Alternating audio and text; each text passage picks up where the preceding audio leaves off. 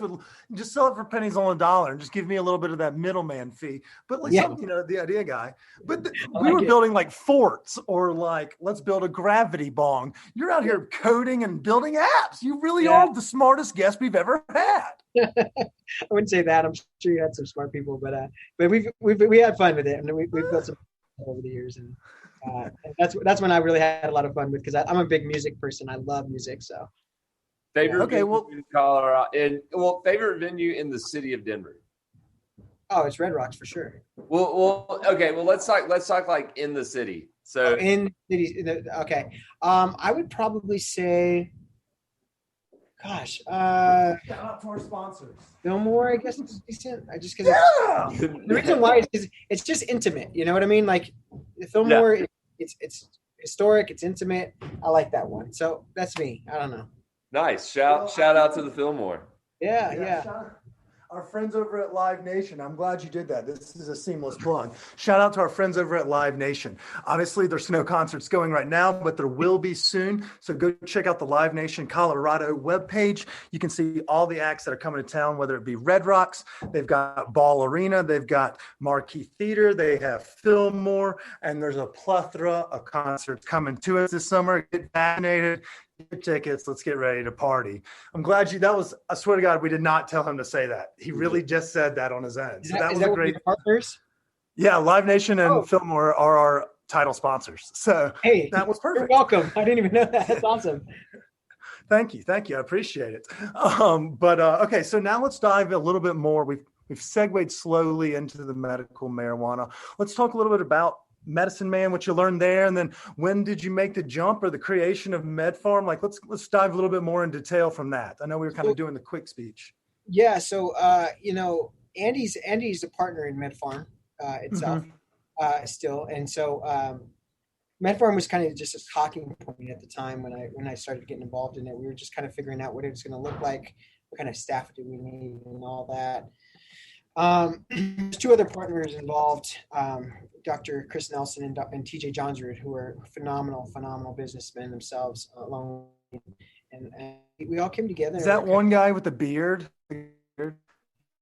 Oh, awesome. You'll love him. He's the most brilliant person you'll ever meet. He does a great job at really spearheading a lot of our projects. And let me tell you, he is a whiz. Talk about that's the guy I want to have a drink with. That's the smartest guy. And you should totally have him on your show sometime, because he does such a good job at explaining, different thought processes in cannabis and he actually has a patent on a new extraction method in cannabis. He owns a patent on a cannabis extraction method. It's crazy. Does he do his beard? Like, does he get inspiration from his beard? That thing is gnarly. I think could you imagine coming into an interview with that beard? You are the smartest person in the room, no matter what. You can't walk into you can either brew great beer or make dank wax, and you know which one he's bringing the hammer to. I mean, no offense. We were just looking at your about page before we came here, obviously. Yeah, no. I appreciate that. He's that guy is brilliant. I love working with him. We have a phenomenal team all the way around, but he's been with me since the beginning in the company, and I love just his thought process on a lot of things. I kind of bounce ideas off him, so we kind of nerd out together. So MedPharm was kind of just, like I said, it was a thought process. One of the partners said, "Hey, one day here's what needs to happen to advance the scientific body of knowledge in cannabis," and that's TJ. He was one of the clients for Medicine Man Technologies when we were first doing consult. And so we were like, "Hey, we got to do this," and we kind of, like I said, we put the facility together, and it has everything from like a beautiful cultivation, great extraction team. We have our own laboratory in-house to do all kinds of different projects, including a USP 797 clean room, so we could do sterile dosage forms when we do research. So if you want to think of like a drip, like they would do an IV drip that would go into your arm, we can make that with a cannabis formulation, and it takes the oil and makes it like a water. We wouldn't sell that. We wouldn't sell that over the counter. We would do it in a research project. We proposed this formulation one time to CDPHE, or Colorado Department of Public Health. They're freaking out, like they're going to sell IVs that go into your arm. We're like, no, this is for research purposes. So we had to explain that to them. So I just have to make sure that's clear. But those are examples. There's so many things that we're doing, and so many exciting novel dosage forms that we're going to be putting out into the market, and also using for research. So I'm excited about that. So Did y'all kind of start that stuff for like the potential for that to be in healthcare, like for, maybe as a pain kind of stuff? Yeah, that's exactly what it is. That's when I focus on research, it's really to understand how we can help people, right? We really want to make stuff, and we've filed a couple patents on a few technologies we've created. One being a brain health formulation that we're going to use for dementia patients to help with alleviating dementia. I mean, that's our goal. We want to. If you ask me, like in 5 years, where do I see our team? In 10 years, where do I see our team? I want to see one of our team members win a Nobel Prize for making some great discovery in medicine.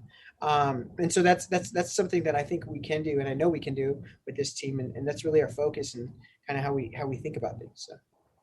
Gnarly. Not only do y'all have obviously a fantastic research wing, and I can't wait to come out there and party. I'm going to bring bottles of schnapps and we're just going to goof off, but it seems like y'all also are producing great product as well. You mentioned you have the different lines. The batch is the one that I've been riding on. It just has them. Live Well or somewhere the other day, Lightshade. They're literally, just look around. They're everywhere. But I know I got mine at Oasis Cannabis, and they've been having deals on them too. And so not only do you get to kind of pad your pocket, because you can get 2 for $70 right now over at Oasis, and a third one I think you get for 10 cents. Just as like you buy 2, get a third almost free. But you're also donating money from all of the campaign for not only the whole month. Is that correct? Yeah. So we're in honor of Black History Month, and because we partnered with the Black Cannabis Equity Initiative, the proceeds from the awareness campaign are going to go towards the Black Cannabis Equity Initiative. And so we're really, like I said, putting our money where our mouth is. We're doing something.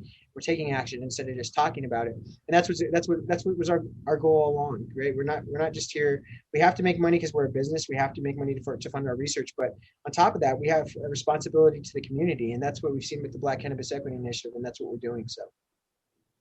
That's fantastic. And by the way, that other one I was drawing a blank on was the Diego Pelissar location down on Alameda and Federal. Those guys over there, they hooked us up last week. Shout out to Oasis and Lightshade and Diego and Medicine Man and all the partners. We got about 30 dispensaries that have decided to be a partner in this. Cookies is another one. They stepped up in a big way recently, and Cookies has really been on board and been helpful. I appreciate that group too. So. There's a number of other Santes involved, and we're really impressed with everybody that stepped up to help us with this. Okay, so let's just go ahead, Chris. Well, I was just going to go. How much money are you guys hoping to raise for this Black Cannabis Equity Initiative? What's the goal? So this first launch we're only putting a certain number of units out because we don't know. So we're doing about 3,000 to 6,000 units, depending on how it goes. And each of those units will commit $2 per unit to the Black Cannabis Equity Initiative. And then some groups have said, hey, we'll match that on top of it. So it just depends on the dispensary. But some of them are, like Cookies stepped up and said, hey, we're going to match you dollar for dollar for the ones that we sell. So that's really exciting to hear. Nice. That is and then we'll be doing this throughout the year as well. So as an example, in June, we're going to do it with another group. We're going to focus on the LGBTQ community.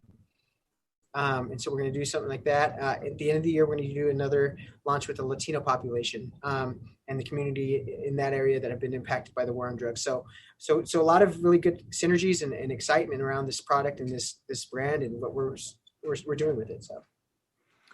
That is awesome. And I mean, I guess my next question is, how could we help? If obviously is buying batch the best way that, or buying I forgot the other brands, the Aloe, I forgot, I haven't pulled up. I was close. Aloe, yeah, I was right. I nailed that. Olivier, damn it. I was like, time out, I'm reading that. No, you're fine. Just so you know, Olivier in Spanish means help or alleviate. So that's why I picked the name on Olivier way back when. Nice. Okay, for someone that doesn't know any second languages, that was news to me. So am I saying it wrong as well? Like, is the pronunciation wrong in like the everyday, like, give me the Olivier, not the whatever I called it, the Alivar? Olivier is fine. Olivier is fine. If you go into the dispensary, say, hey, hook me up with Olivier, they'll know. If you say it in Spanish, it's Aliviar. So either way. Okay. So the best way to help is go out and buy some of the awareness cartridges. Like I said, every purchase goes towards, there's money that goes towards the Black Cannabis Equity Initiative. Any products that you purchase just from our company go towards research and funding our company to help get our research going. So that's really exciting. We have the first cannabis research license in the state to be able to conduct clinical trials and other research around cannabis to make sure that we can remove the stigma behind cannabis. And so that's really important to us. So anything that you do to just purchase Olivia our batch, become an awareness, it supports us. So we're appreciative of that, but more specifically awareness right now. That's really important to us. Nice. I love it. I love that. So awareness is and then everybody can find all of this information. Obviously we saw you've been kind of in the news all over because of the awareness campaign. Like you're on Yahoo, it's pretty much just everywhere. I see you're on Bloomberg. Like people are talking about it because of the large amounts of donations, but they can find more about that at MedPharmHoldings.com as well. Obviously the brands, the team, and then the flower. Oh, look at how pretty that is. Yeah, we have some really good flowers. So our flour is not our specialty, but man, we make the amazing flour. And so we do sell some of that wholesale when we have extra. Like I said, it's just not our main thing, but we make really good flour here. As I mentioned, our facility, just to kind of round that out, we're GAP certified, so Good Agricultural Practices certified. A lot of places say, oh, we're GAP or GMP compliant. We're actually certified in it, which is a big deal. Nice. Okay. So that's for those that they'll know when people hear that, they're like, okay, good. Those that nerd out in the GMP and GAP certifications, like, yep, I know, that's great. Yeah, I used to smoke weed out of a Coke can, so I'm not really too worried about where things are going. But I am fired up to hear about your Alzheimer's/dementia, hopefully medication, because that is something that does, pique my interest. And it also makes me want to know, is there a way I can invest in this company? Because I have this sneaking suspicion that this doctor that I see pictures of is going to cure something. Like he is going to beat something. And he's littered in all the photos. So he's just tickled me to death. So I would love to invest in that guy's brain. We don't have anything open right now to invest in. We might in the future.